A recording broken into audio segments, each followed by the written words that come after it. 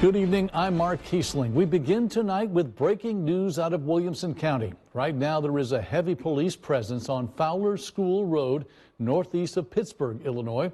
News 3's Denise Turner joins us live from the scene. And Denise, what can you tell us? Mark, we're here in Williamson County trying to bring you answers on what's going on here. Now, as you can see, there is a heavy police presence from at least 2 police agencies. We spoke with local neighbors, but none of them were willing to go on camera. Now, as you can see, we have many questions, but we're unable to bring you answers at this time. As soon as we have an update, we will bring you more. We're live in Williamson County. Denise Turner, News 3. And Hurricane Sally churns closer to the Gulf Coast. You're looking live at Bourbon Street in New Orleans, Louisiana, where it's the calm before the storm.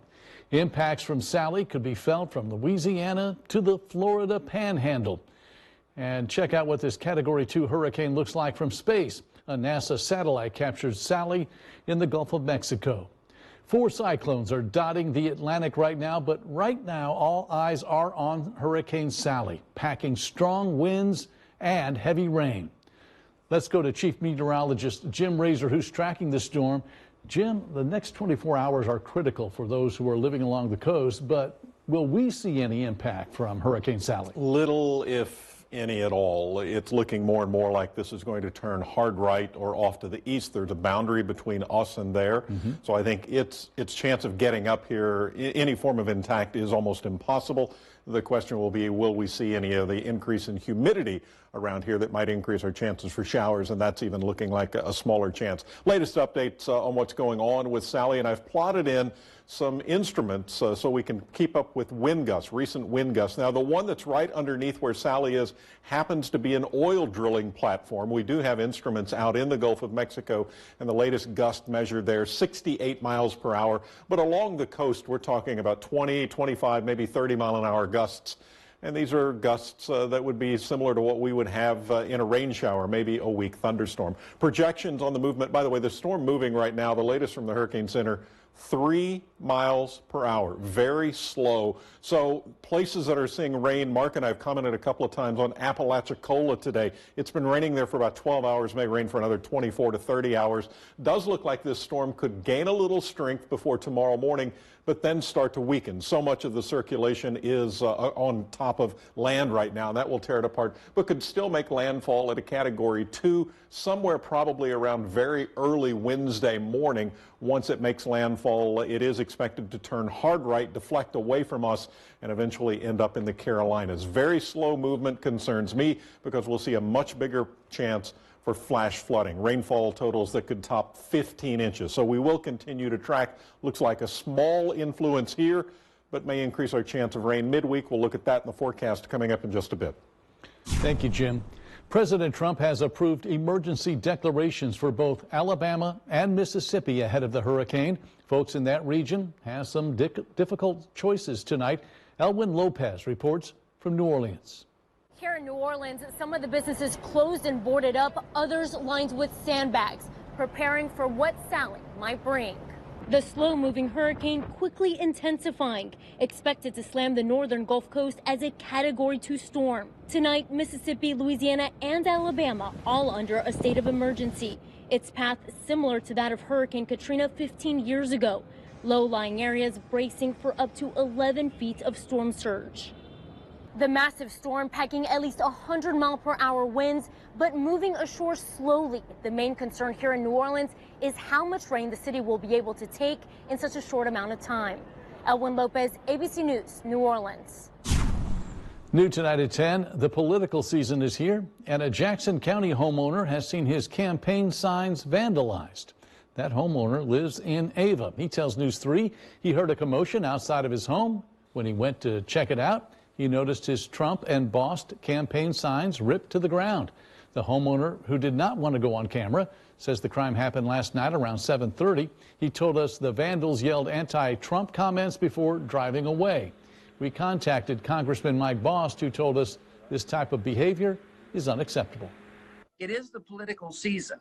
We are all willing, we're all out there. I want to encourage open debate, but you've got to understand that destroying property is not is not a freedom that you have under your First Amendment. Congressman Bost is a Republican from Murfreesboro who is running for re-election in the Illinois 12th Congressional District. We brought you a story a couple of weeks ago where a Biden supporter in West Frankfort said someone stole his campaign signs from his yard. He says those signs cost him around $240. Officials say the theft of signs can be punished by a fine, probation, and possibly jail time. Kentucky Democrats are leading the way when it comes to requesting absentee ballots for the November election. According to the Secretary of State's office, Democrats have a 3-to-1 advantage over Republican voters. Senator Mitch McConnell's campaign has downplayed the GOP's deficit, saying the primary showed Republicans are more likely to vote in person. Amy McGrath's campaign says the lopsided gap shows a groundswell of support for her. If you want to vote early for the November election, you'll soon have your chance. Early voting begins in Illinois September 24th. In Kentucky, that date is October 13th. Missouri doesn't offer early voting, so you will have to vote in person, by absentee, or mail-in ballot. A Benton resident honors those who passed away on 9/11. Grady Adams says he decided to raise his grandfather's flag after noticing Franklin County didn't raise one outside of its temporary offices September 11th. Adams shot video of the ceremony and says he's received a lot of support on Facebook. I've got people from California responding on this. I've got people from North Carolina responding on this, people from Michigan. It's really quite something. Adams says his grandfather fought in World War II and in the Korean War. Jackson, Williamson, and Pulaski counties are now considered at warning level for COVID-19 by the Illinois Department of Public Health. A warning level comes after COVID-19 tests come back with a positivity rate of more than 8% per week.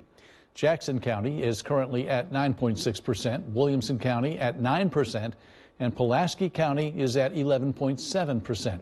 However, Pulaski County has only conducted 137 tests during this period compared to the 1,285 tests performed in Jackson County. Central part of the state has the University of Illinois.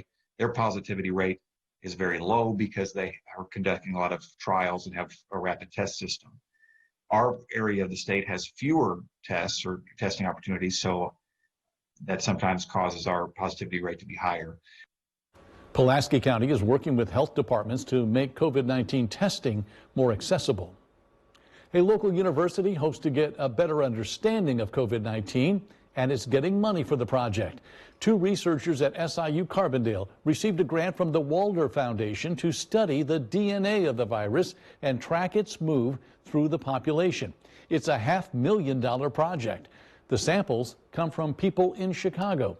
Researchers will use a mix of biochemistry and computer science. Tonight, at least 86 new cases of COVID-19 are in southern Illinois, 24 of those cases coming from Williamson County, 9 from Union, 8 from Jefferson, Franklin, and Saline, each report 7. Both Jackson and Johnson have 6 new cases of COVID-19, with 5 new cases in Massac County. Alexander, Hardin, Hamilton, Pope, Pulaski, and White all report 4 cases or fewer of COVID-19. As for our region, Kentucky has seen 57,000 cases since the pandemic began. Tennessee and Missouri, each with more than 100,000 infected. Still ahead, questions about his handling of the pandemic follow President Trump on the campaign trail. What the president is saying tonight in Phoenix. Plus, after a month of school, how are the numbers of COVID-19 infections looking? We'll take a closer look at one district that's tracking it all. You're watching News 3 at 10.